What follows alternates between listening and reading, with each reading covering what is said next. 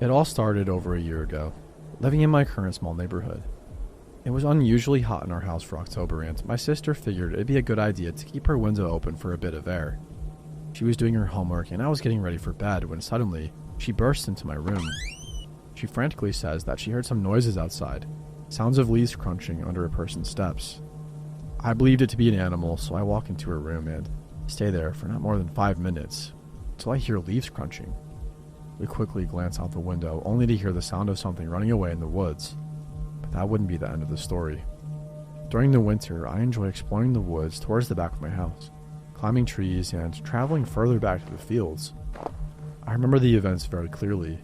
It had just snowed that night, the first snowfall of winter, and I was more excited than ever to head out there. I did so and climbed my usual tree to look out.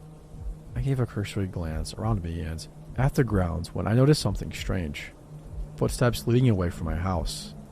This wouldn't be weird as long as the front of the footsteps didn't end up pointing straight at my house and the origin of them came from a seemingly long off start. I tracked them down up to a point where there was a rusty wire fence covered in snow where they disappeared. October 2017. It started up again. I was laying in my bed pitch dark, not a light shining through my room when I heard it. My doorknob turning and my door creaking open. My heart stopped. Every single possibility of what it was rushing through my mind. Keep in mind, my door is always shut when I go to sleep. Since I was covered by my blanket, I quickly shot my sister a text. "Did you just come into my room?" She replied with a sharp, "No, I'm all the way in Hillard." My heart began pumping fast. I slowly snuck my hand under my pillow and grabbed my baton, sent a text to my dad, and waited. My dad came in mere minutes later with a knife, shot on the lights, and I jumped out of bed. Searched the entire house with nothing. Alarm set and all doors locked. Impossible. There's no way that happened. My dad and my mom were asleep, and a cat would have opened it much faster if it jumped to the doorknob. You best believe I didn't sleep a second that night. Fast forward to December, my relatives in town staying for a week in the basement. We turned on the alarm and all head to sleep. I stayed up gaming. In the morning around 2:30 to 3, estimated since I wasn't aware of what had transpired, my uncle slowly opened his eyes with a feeling of being watched. His eyes adjusted a bit to the dark before he saw it. A guy, average height, scrawny, hair flowing in the wind and shivering looking inside their room through the window. My uncle screamed and they grabbed the baby before taking off upstairs. That morning I was informed what happened. I looked for footprints and saw only the smallest sign of a footprint, a front toe print made by what I could only assume was a sneaker. My uncle gave me more details without me telling him I looked for footprints, and he said the guy was leaning to the left looking in. The footprint matched his story. The left had a thin line of dirt anybody could have shimmied across. Now that leads to tonight, the night I could swear he or whatever it was had been in our house. I couldn't sleep. Life has been stressful lately, and I was up pretty much all night until I tried getting rest. Every night I've had string Christmas lights dimly light the room until tonight. I figured the lights must have been interfering with my sleep, so I unplugged them and headed off to sleep. Pillow over my head, I started to drift off until it happened. A quick strum of my guitar and the sound of something falling over with a desperate attempt to stop it from hitting the ground filled the room. This sound ignited my heart rate. Saliva developing at an extreme speed made it hard not to swallow. I could feel the presence of somebody in my room. Realizing I left my baton on my desk, I did the next logical thing. Pretend I was asleep. I tried and laid there for what felt like hours when in reality it was only a few minutes until I heard a whimper come from my sister's room. Imagining this may be the day everyone in my family was silently murdered but me, I gathered all the courage I had. I grabbed my phone, turned on the flashlight, and grabbed my baton. I busted into my sister's room and screamed, "Hey!" only to see that they were unharmed. My sister asked what the heck I was doing, and I just stood there, looked into the pitch black of my room and cried. I've never in my life felt the overwhelming emotion of believing my family was going to be taken from me until today. I sit here in my chair writing this in hopes to document my experiences and try to come to some logical conclusion. All I can come up with is that there are some guys stalking my family and perhaps sneaking into our rooms at night. If anything else happens, I'll post it to this thread. I'm gonna try to sleep now.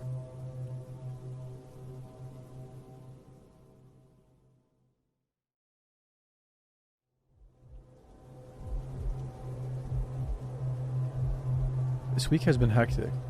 My 3 kids have the flu. Oldest was first, then my younger 2 caught it. After a visit to the clinic, I was heading to the CVS down the street from our house for their prescriptions. I decided last minute to drop my kids off at home with their dad so they could rest, and I could go inside the store to pick up some Pedialyte. I consider our neighborhood to be safe. I've taken walks after dark and never felt afraid. Most of our neighbors are older folks who have lived there over a decade. When I pulled up to the CVS, I parked on the side parallel to our street. It's darker on that side, but the entrance is right around the corner and well lit. There was a man standing outside. He walked in front of my car and I could hear him talking, but my music was kind of loud. I figured he was on his phone or something. No real red flags yet. My husband called me as the man walked back towards the corner adjacent to the entrance.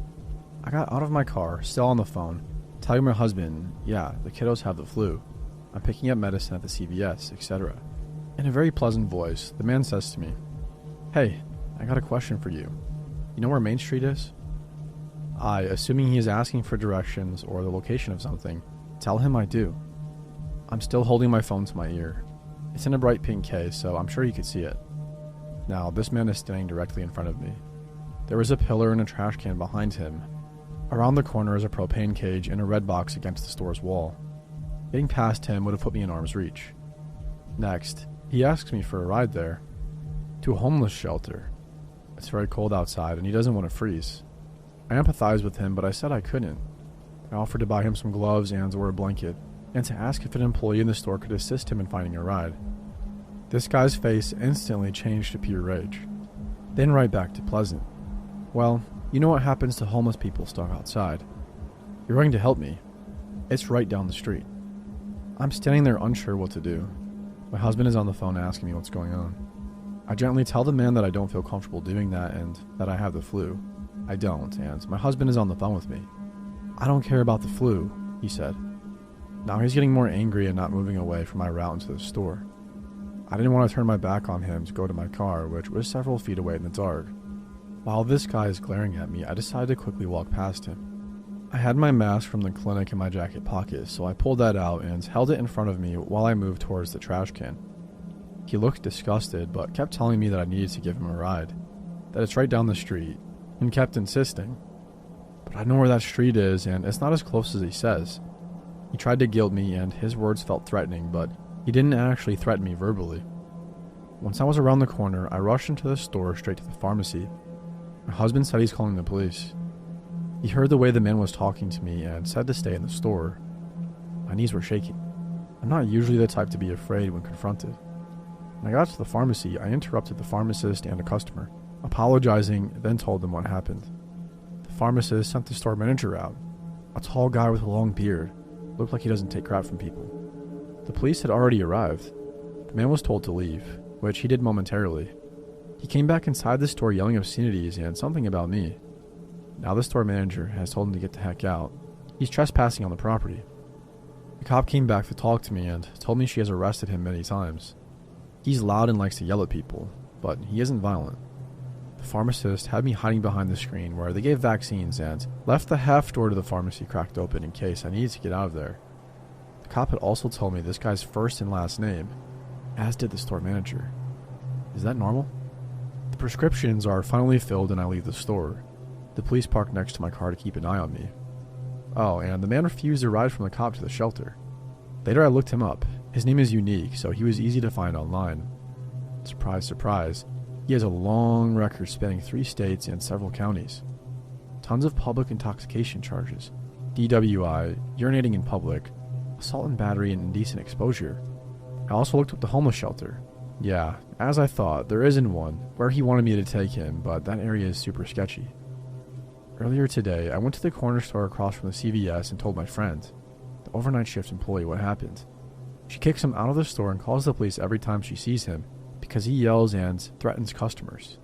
But he always takes off before the police arrive. I know I could have handled that better. I was blindsided by his instant shit from pleasant to filled with rage. But big thank you to the pharmacy team who kept me safe and the store manager for confronting the creep. They didn't have to do all that. I'm also thankful my husband recognized I was in an unsafe situation over the phone. That man is still out there somewhere in my area.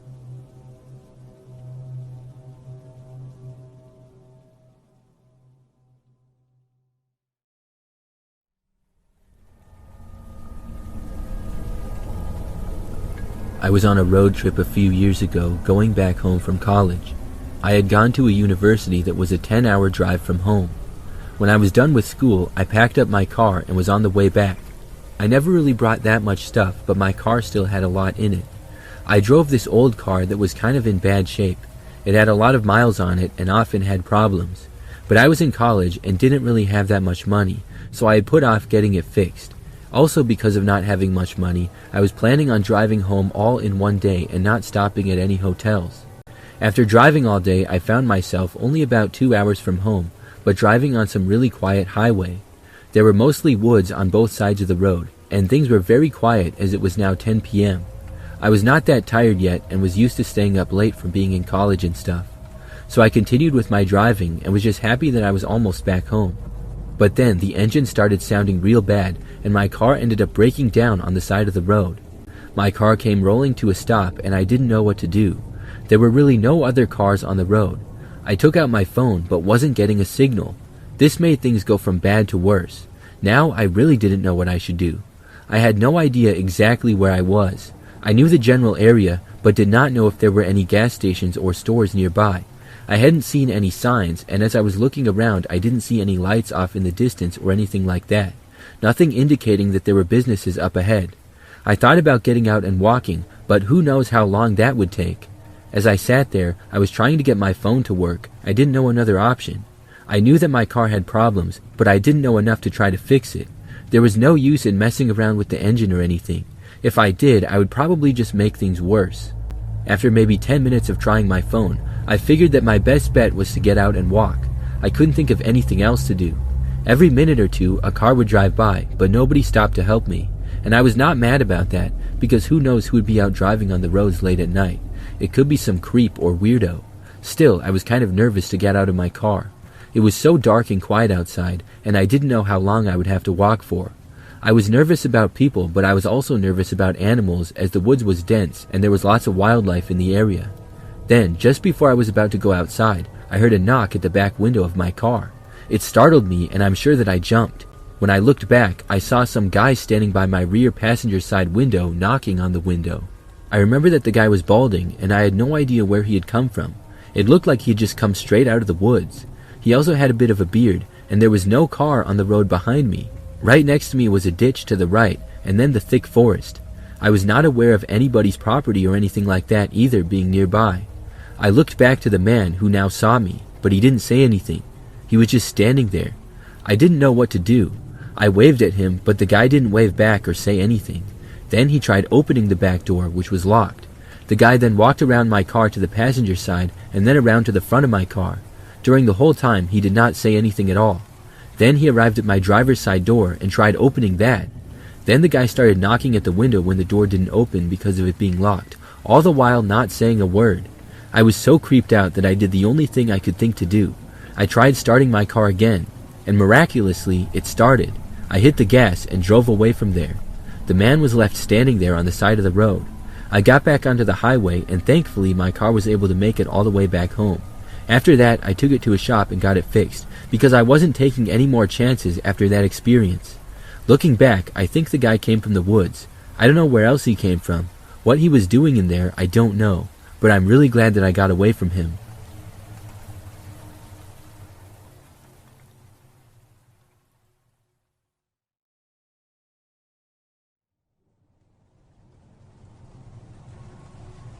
Two years ago, I took a road trip to Dallas, Texas. It was a long drive, and I planned to do as much as I could each day. One night, I was driving, and it got to be really late. I was tired, but I knew I could keep going. I just needed a quick pit stop. I had literally no idea where I was. The only thing I knew at that particular time was that I was on some random highway in either Arkansas or Oklahoma. It was a little after midnight, and the roads were very quiet. I started looking around for a city or a place to stop. I was sleepy and also had to use the restroom. I had nothing left to drink and was out of snacks, but I knew if I could get some caffeine, I could drive for several more hours. Finally, after driving for like 10 more minutes, I saw a sign for a rest area up ahead. When it came up, I took the exit to the right and entered it. The rest area was very quiet and small. There was no other roads connecting to it. The rest area was just directly off the highway, and then the only option was to get back onto it. As for the rest area itself, it was just one long parking lot and then a small building. Surrounding it was a grass area and then lots of woods. There was also a wooded area between the rest area and the highway, so you couldn't see it from the road. I pulled into a parking space right in front of the building. I thought that this rest area looked pretty sketchy. It had just a few dimly lit streetlights going along the parking lot, and then one other one next to the building. The building also looked old and outdated. I considered just moving along and trying to make it to a town for another stop, but I thought about the drive. For like the last hour, I hadn't really come across any cities or much else. There was no telling how much farther I would have to drive before reaching something, plus the cell phone signal around there was spotty at best. And I knew that I needed something to drink, and this place probably had a vending machine at the very least. I looked around and saw that no other cars were in the parking lot at all. I didn't know whether to feel good or bad about this observation. On one hand, it was nice to have the place to myself and nobody else around, but on the other hand, it felt more creepy this way. As a smaller woman traveling alone, I was always trying to keep my guard up a little at night. I sat in my parked car and looked around. I didn't hear or see anything at all. I decided that it should be fine. I took my pepper spray just in case. So I got out of my car and then walked up the sidewalk into the building. I felt creeped out, but told myself not to be a wimp and there was nothing to be afraid of. After making it inside the building, there really wasn't much in there. The men's restroom was to one side and the women's to the other. Then there was a small lobby with a couple of vending machines and a few benches. I went in the restroom and was in there for maybe a minute. As I was washing my hands, I thought I heard footsteps inside the lobby. I realized that somebody else must have got there. I heard the footsteps go closer to the women's restroom that I was in, but the door did not open. The footsteps stopped right outside of it. Then someone started banging on the door very loudly. This was strange because the bathroom door did not lock. It was a bathroom where there were several stalls and sinks inside of it, so the door just swung open and could not be locked at all. I thought they would enter, but instead they just banged on it very loudly. I was very confused. For some reason, I didn't say anything though. The banging went on for maybe 30 seconds and it was really strange. Finally, it stopped. Then I heard footsteps walking away, and based on the footsteps, I guessed that it was a man. I'm not an expert, but they were louder and heavier and almost like work boots. I sort of heard the door open and realized that whoever was there was leaving. I was pretty creeped out by the whole thing. So I waited in the bathroom for about another minute and then left. I walked out of the bathroom with my pepper spray in hand. I looked around but didn't see anybody. When I left the rest area building and got back out into the parking lot, only my car was there. It was strange because I hadn't heard another car come or go. Even though I was in the building, I thought I would have heard that. Nevertheless, I walked out to my car and got back inside. I realized that I hadn't even gotten anything to drink or eat, but I felt that I no longer needed an energy drink. I was wide awake. Plus, I just wanted to get out of there at this point. I started my engine and began driving out of there. Now, the rest area parking lot narrowed at the end to a one-lane road. This went between the wooded area on both sides and then merged directly back onto the highway. As I was going to the end of the parking area and the road started narrowing, I suddenly saw something up ahead. I continued to drive, but then saw a man come out of the woods and go right onto the road in front of me. He was a good 50 feet ahead, but I had to slam on my brakes to avoid hitting him. The man had sort of long hair and a beard and was wearing a brown jacket, jeans, and what looked like work boots. Could this have been the man who was banging on the door? He stopped right in the middle of the road and now stood there, completely blocking my way. I stopped on the road and he just looked at me facing my direction. We were just staring at each other for what felt like a long time. It was probably about 30 seconds. I wanted to go around him, but there just wasn't enough space. The man started walking towards my car. I put it into reverse and began backing up.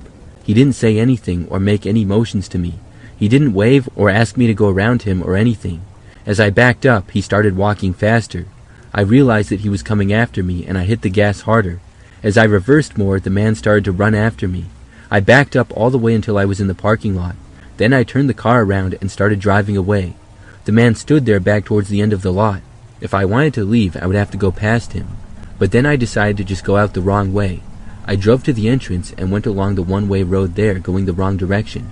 If anybody had tried to enter the rest area from the highway in that moment, I would have possibly hit them head on. Thankfully, nobody was. I made it to the entrance and then did a sharp right turn and merged back onto the highway from there. Nobody else was on the highway at the time. Then I drove past the rest area.